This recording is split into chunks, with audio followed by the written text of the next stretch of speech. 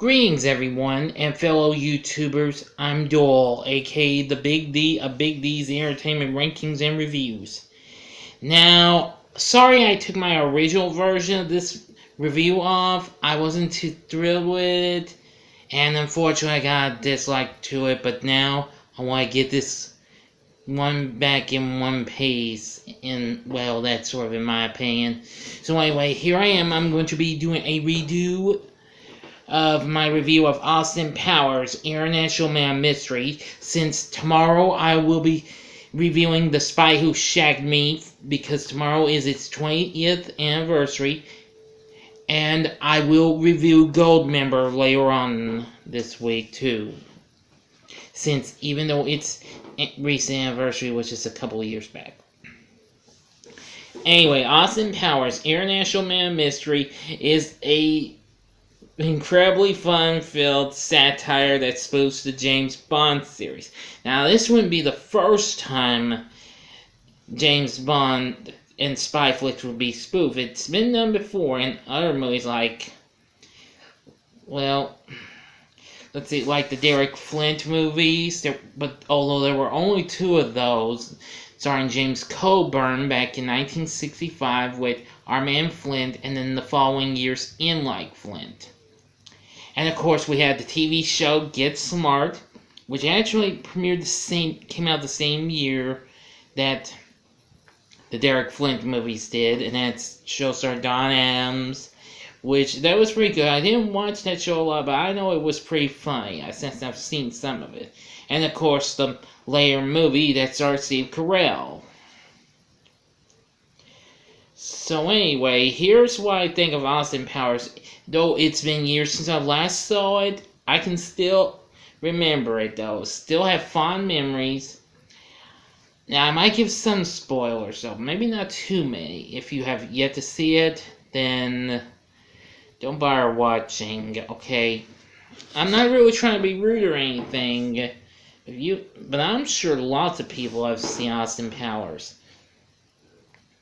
Anyway, we start by hearing the voice of the unseen face of his nemesis, Dr. Evil. And well, though he gets rid of some of his henchmen, he's only kept two of them, Mustafa and Frau Farbissina. And, well, he spared their lives because they wanted to help him kill Austin Powers.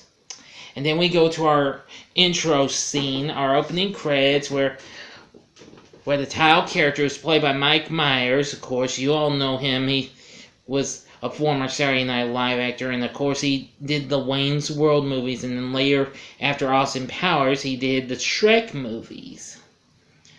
And lots of other flicks. But Austin Powers is up there with some of my favorite flicks he did. And soon he manages to get away from all the chicks and goes with his partner, Mrs. Kensington. And well, go for a little ride, and then gets word from his boss, I believe that's his boss, Basil Exposition, and he has revealed to Austin that Dr. Evil set up a trap for Austin at the Electric Psychedelic Pussycat Swingers Club in London. They managed to get through, including someone who's dressed as a woman. But Austin and Mrs. Kensington caught up. So, I got you now, Dr. Evil. Not this time. Come, Mr. Bigglesworth! He has his cat, and they get into kind of a rocket ship that's built into like a big statue of the Big Boy, like the Big Boy hamburger restaurants from long ago. Yeah, he makes his escape. Yeah, himself, but that rocket thing was actually kind of like keep him cryogenically frozen for some time. After 30 years, he returns. Yes.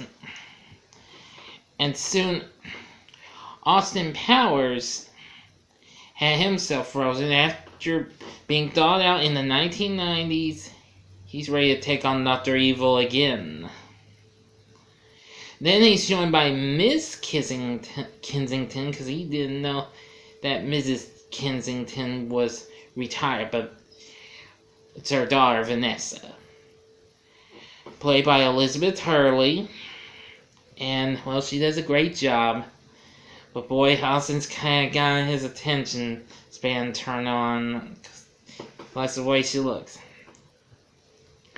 As he's got everything ready to have on his private plane, we go to Dr. Evil's headquarters, which is back in the same spot as before, where it's being prepared for the coming VirtueCon.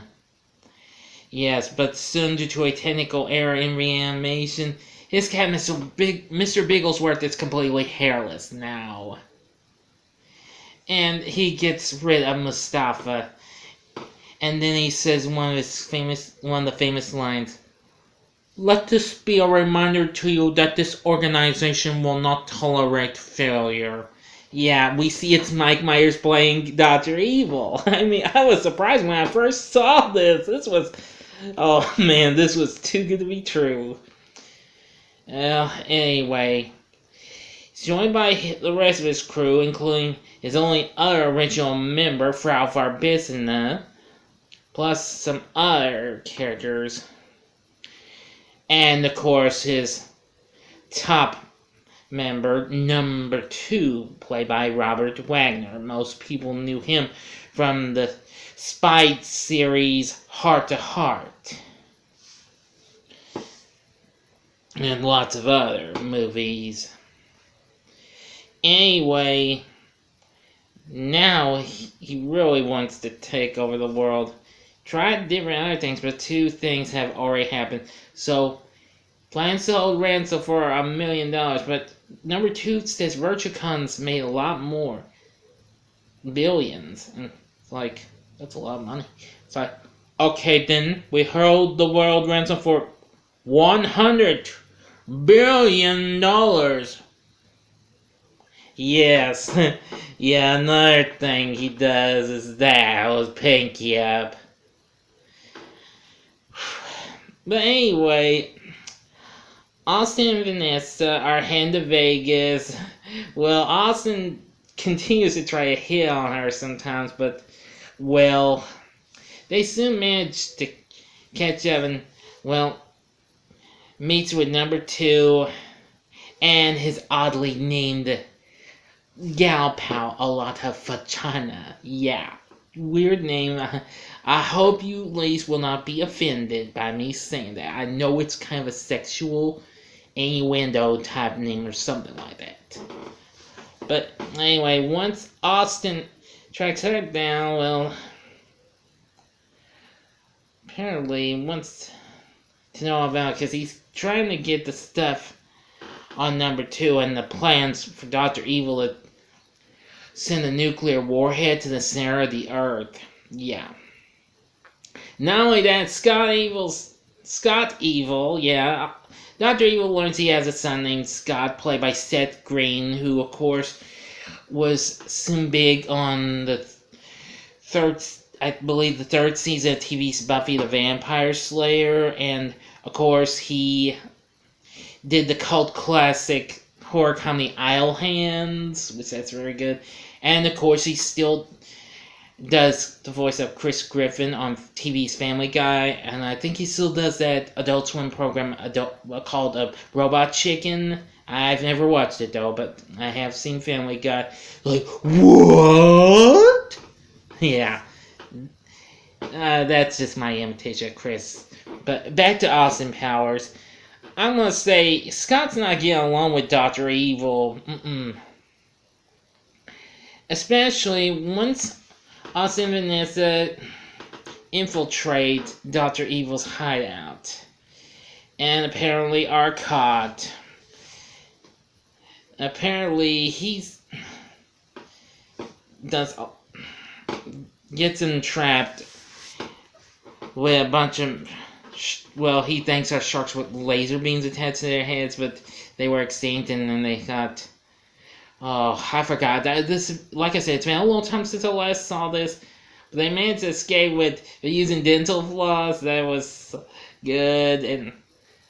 And so Dr. Evil's ready to send a nuclear warhead to the center of the Earth. And soon, well, Vanessa goes to get help. Austin tries to find Dr. Evil, but he encounters the fembots that were created by Frau. And apparently, they really get to Austin, but Austin decides to pull off the impossible with his mojo, which that's freaking sweet, in my opinion, anyway. And soon, after getting some fresh clothes, he and Vanessa and their dudes bust in and take on Dr. Evil.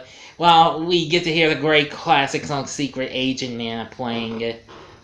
But anyway, Dr. Evil escapes and, well, soon Austin sees the countdown going and quickly hits the abort button. The whole world's safe, and then manages to get Dr. Evil.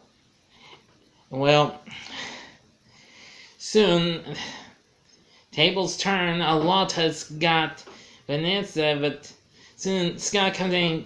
Soon Austin gets him. Yeah. After they had been in therapy, they were in like a family therapy group session. In a little bit of a scene, Oh boy. But soon, number 2's tired of everything and tries to show off what he's gonna show Austin, but, well, Dr. Evil's had enough. Sent him to the fiery pit, and Alana gets a judo chop from Vanessa, but Dr. Evil escapes to the same cryogenic rocket and takes off with Mr. Bigglesworth, and soon the base is about to go off, and once they've escaped, boom. Soon, Austin and Vanessa are hitched. Like I said, I guess I'm giving more spoilers, so that's kind of my bit of the ending, so don't watch the... Oh crap, I'm sorry everyone, if you haven't seen this, you gotta watch this, you will definitely love it. But meanwhile, Dr. Evil's now frozen in the cold recesses of space. Austin would return, though, 2 years after this. New Line, who of course produced this, went on to produce a sequel called The Spy Who Shagged Me, which I think is much more funner than this one. But I loved the Austin Powers movies, but for certain reasons, though. Anyway, I think you'll like Austin Powers if you have yet to see it, and believe me, if you do like it, then that's just groovy, baby. Yeah. But anyway, tomorrow I will be reviewing Austin Powers' The Spy Who Shagged Me, which will be the film's 20th anniversary. Actually, this film had its anniversary a couple years back too, because its 20th anniversary was back in 2017. Yeah. So I go ahead and review this. Well, do a re-review, make it bigger and better. Anyway, what did you think of Austin Powers International Man Mystery? Please feel free to let me know in the comments section. Like and subscribe. Thank you for watching. Until next time, I'm the Big D saying, see ya!